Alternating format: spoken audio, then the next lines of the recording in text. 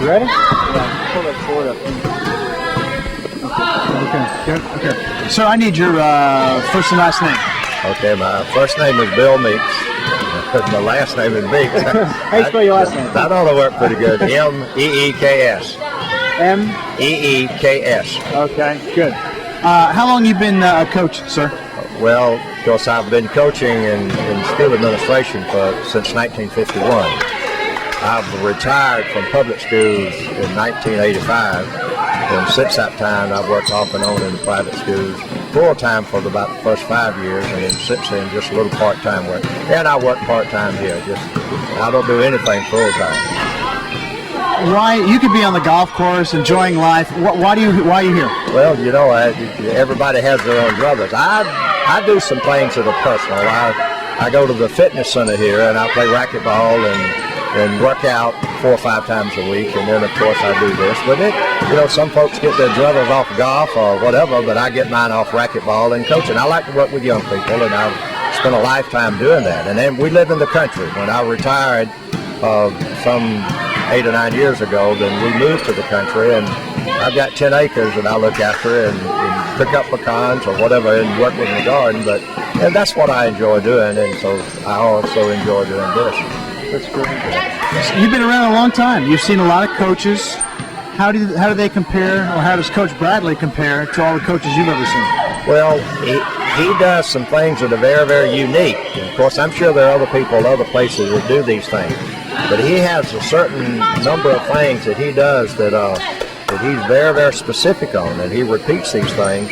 And when he starts the youngsters very young, like we have this group that's right behind me now, he starts them in that, and as a result, by the time they move on up and get on into playing age, then they're so well grounded fundamentally that most anything else that you want to teach them, they can comprehend and grasp it and understand it very, very quickly.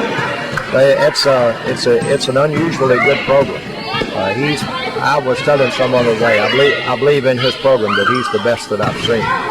I'm sure there are other people that do things differently that are very effective also, but I think from a high school standpoint and all that it's very good. And he's very demanding.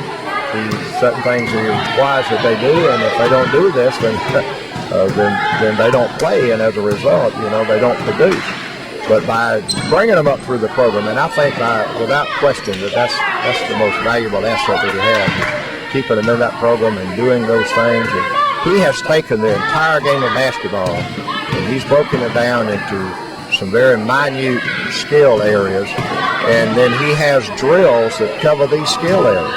And as a result, they can do it on an individual basis, and he repeats these things every day. Some of it he repeats every day, and then some things that he does periodically. And by doing these things, when you bring it all together, it's like working in piecemeal and then bringing the whole holistic thing together. And as a result, when you bring it together, then they do those fundamentals so well that it's so easy to do those other things from a team concept. Every kid I talked to today said that not only did they learn the game of basketball from him, but they also learn about another big thing, life.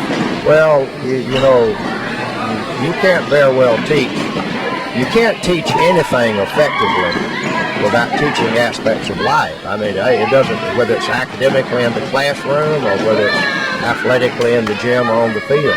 You just absolutely cannot teach effectively without bringing in aspects of life, because actually that's what teaching is to bring about the change so that the youngster changes into a mold that is productive and conducive to a good life.